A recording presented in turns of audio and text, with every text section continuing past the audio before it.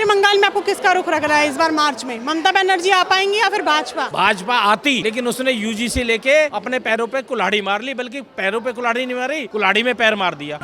ममता से हिंदू खुश नहीं है, हिंदू बेहद नाराज है, लेकिन उनके पास विकल्प नहीं है। अब ऐसे विकल्प देंगे जो दूसरी ममता जैसी है वैसी तो है निकम्मी, हिंदू समाज के खिलाफ है। कांग्रेस हमारी नंबर 1 दुश्मन है। हिंदुओं की एक भी पार्टी बता दीजिए जो हिंदुओं के हित की बात करते हैं, हिंदुओं के लिए करते हो। ना कांग्रेस हिंदुओं के हित में है, ना ममता बनर्जी हित में है, ना ही जितने वाम दल है सब हिंदुओं के खिलाफ है। ले दे के बीजेपी बसती थी, वो सबसे ज्यादा खतरनाक हो गई। यूपी में इस बार क्या लग रहा है, अखिलेश यादव या फिर योगी आदित्यनाथ? अखिलेश यादव हिंदुओं के हित में बिल्कुल नहीं है, और योगी जी जो थोड़े बहुत हैं बस वही बच रहे हैं थोड़े बहुत। मोदी जी से उम्मीद नहीं है अब कोई, ना बिल्कुल नहीं। 29 में मोदी जी नहीं है आने वाले।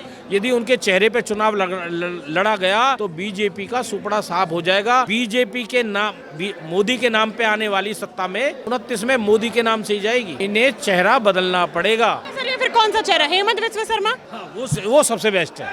योगी भी से ज्यादा बेस्ट है, वो सबसे बेस्ट है। उन्होंने मौलवियों की तनख्वाह बंद कर दी, मदरसे बंद कर दिए, रोहिंग्या बांग्लादेशी को बाहर निकाल दिया, ये पाल रहे हैं उन्हें। योगी जी ने बाहर नहीं निकाला, डिटेंशन सेंटर में बैठा दिया उन्हें, जहां उन्हें 5 स्टार होटल की सुविधा मिल रही है। अभी मार्च में ही, फरवरी एंड या मार्च के शुरुआत में बंगाल में चुनाव है। आपको लगता है ममता बनर्जी पूर्ण बहुमत से आएगी या फिर डामाडोल नजर आ रही है उनकी राज? ममता बनर्जी का कार्यकाल पूर्ण हो चुका है, क्योंकि जो बंगाल की स्थिति है वो बांग्लादेश की स्थिति है, जो बांग्लादेश की स्थिति है वो बंगाल की स्थिति है। अब बांग्लादेश में बंगाल में ममता बनर्जी की आवश्यकता नहीं है। वहाँ का सनातन समाज, वहाँ का प्रत्येक वोटर ममता बनर्जी को इस बार सत्ता से उखाड़ फेंकने के लिए तैयार है। इसके लिए संत समाज भी एक अच्छे वर्ग स्तर पर जनजागरण कार्यक्रम कर रहा है, और इसलिए इस बार ममता बनर्जी की उल्टी गिनती शुरू हो चुकी है। अगर ममता बनर्जी में इतनी बड़ी कमी तो वो लगातार कैसे आ रही है? ममता बनर्जी में कमियां बहुत हैं और लगातार आने के बहुत सारे कारण हैं, लेकिन अब जनता उस चीज को समझ चुकी है। जनता जान चुकी है कि ममता बनर्जी जिस प्रकार से वहाँ शासक तानाशाह शासन चला रही है, वहाँ लगातार हिंदुओं पर अत्याचार हो रहे हैं, वहाँ अलग दूसरी पार्टियों के कार्यकर्ताओं की निर्मम हत्याएं हो रही है, वहाँ पर सरकार के खिलाफ बोलने वालों पर अत्याचार हो रहे हैं, दुराचार हो रहे हैं, अन्याय हो रहे हैं,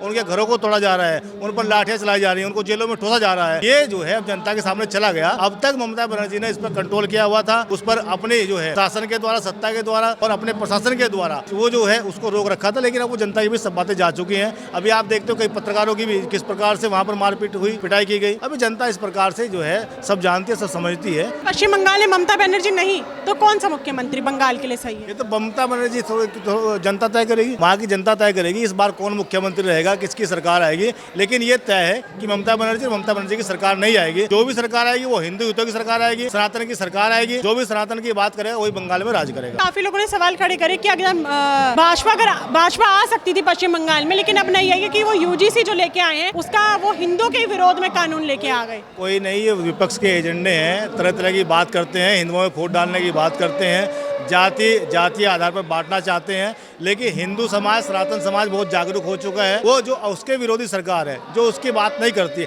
ऐसी सरकारों को किसी भी रूप में बर्दाश्त करने को तैयार नहीं है। विपक्ष अपनी लाख कोशिश कर ले, लाख एजेंडे चला ले, तरह तरह की कितनी भी बेबुनियाद बातें कर ले, लेकिन सनातन न बढ़ने वाला है, न सनातन बिकने वाला है। सनातन ऐसी सरकारों को जड़ से उखाड़ने के लिए तैयार है, चाहे वो बंगाल में हो, चाहे वो कर्नाटक में हो, चाहे वो पंजाब में हो।